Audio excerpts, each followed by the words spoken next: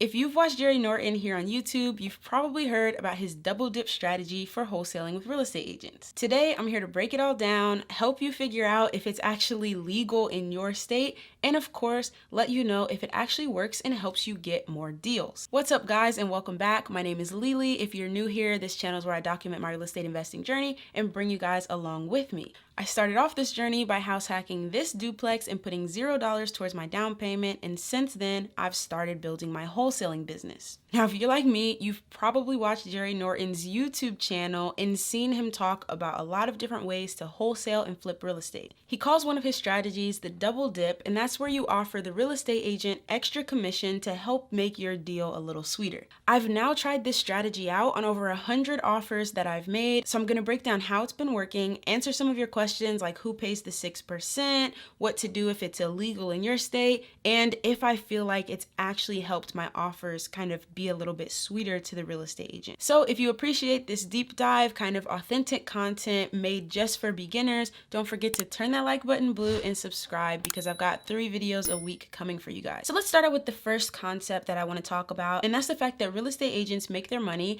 by earning a commission when they help someone buy or sell a house. Usually there are 2 agents. You're going to have a buyer's agent, and they represent someone who wants to buy real estate, and then you have a seller's agent, and they represent someone who wants to sell real estate. The seller's agent is also called a listing agent, so if you hear seller's agent or listing agent, that means the same thing. Each agent traditionally makes 3% of the purchase price when the house is sold. So if the house sells for $100,000, the buyer's agent's going to make 3%, and the listing agent is going to make 3%. Usually. It's really, really important to note that the seller of the property pays the entire 6%. So think about it this way. The property sold for $100,000. The person who's selling it, they're getting that $100,000. Out of that $100,000, they're going to pay $3,000 to their seller's agent and $3,000 to whoever bought it, their buyer's agent. In real estate, commissions are traditionally paid by the seller, not the buyer. In order to use the double dip strategy, you've got to realize that as an investor, you don't need a buyer's agent. Don't call a buyer's agent and have them help you find properties. Find your own deals and instead contact the listing agent directly, and this is where you can offer them the opportunity to double dip. Remember, they're already set to make 3%. They're the agent for the seller. And because you, the buyer, don't have an agent, they now have the opportunity to represent you as well, effectively becoming both the seller's agent and the buyer's agent for this deal. And that's the key. You're only letting them represent you on this one deal. So it doesn't mean you're going to work with them forever on any property you buy. They're going to be your buyer's agent. No, you're just offering the chance for them to represent you on this deal because they're already the seller's agent. And this gives them the opportunity to take the 3% from the seller's agent side and the 3% from the buyer's agent side. That's why Jerry calls it the double dip. They're double dipping on both commissions. And if you're thinking about it from the seller's perspective, remember that the seller's already going into this situation expecting to pay 6%. They have a real estate agent and they expect that whoever's going to buy their house is going to have a buyer's agent and they're going to have to pay the full 6% on that deal.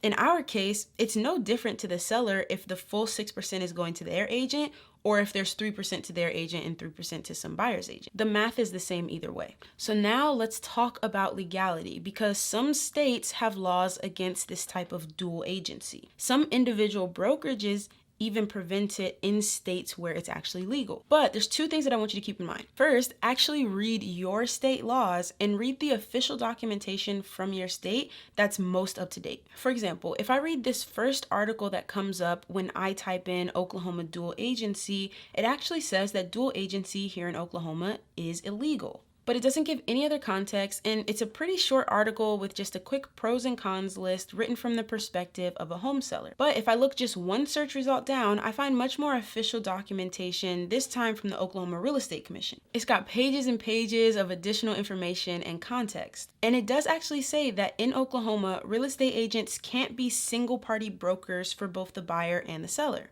And it goes on to explain that single party broker means an agent who's working for the benefit of their client, meaning trying to get their client the best deal. And this kind of makes sense because oftentimes what's best for the seller might not be best for the buyer and vice versa. So it would be difficult to expect a real estate agent to represent 2 competing parties and really be looking out for the best interests of both. But it does say that agents can be a single party broker for one side and just a transactional broker for the other. It defines transactional transactional broker as someone that's not looking in the best interest or advocating for that party. They're just taking care of the paperwork, the communication, and helping to make sure the deal goes through. So on the surface, it might look like dual agency isn't allowed, but we see here that agents can absolutely represent both sides. I'll give you an example from my first deal. I found this property in the MLS, contacted the listing agent directly, and that listing agent was being the single party broker for the seller, meaning she was representing the seller and trying to get the best deal for the seller. Now, the house was already in pretty bad shape, so the seller knew that they were going to be selling at a discount. On my end, I offered the agent to double dip, and she became the transactional broker for me.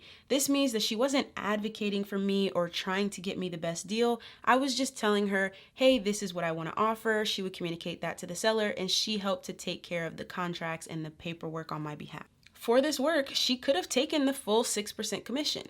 She decided that she would only take 4.5% and leave the rest for the seller, and that's completely up to the agent. So do some research on your state laws. And if you're still unclear, what I like to do is just ask the agent. I say, hey, I'm an unrepresented buyer. Can you represent me on this and get some extra commission?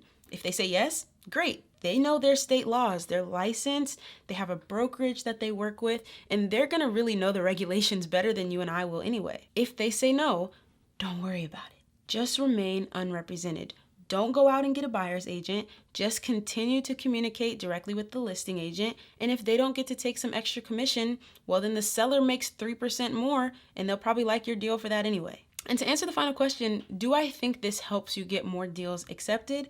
I would say yes, for two reasons. And the second one's a little bit sneaky, but let's start with the first, which is a bit more obvious. And that's the fact that this real estate agent was set to make more on my deal than she was on a deal with someone else who had a buyer's agent. So I'm sure she was happy to work with me, and that just made our communication and rapport building a little bit easier. Now, the second reason it actually helped me wasn't about the extra commission, and it was just about the communication time. I ended up getting this deal under contract less than 12 hours after it came on the market, and part of that was because I didn't have a real estate agent that I had to communicate to. My agent had to communicate to the seller's agent, and then the seller's agent had to communicate to the seller, and then whatever the seller said had to come all the way back to me.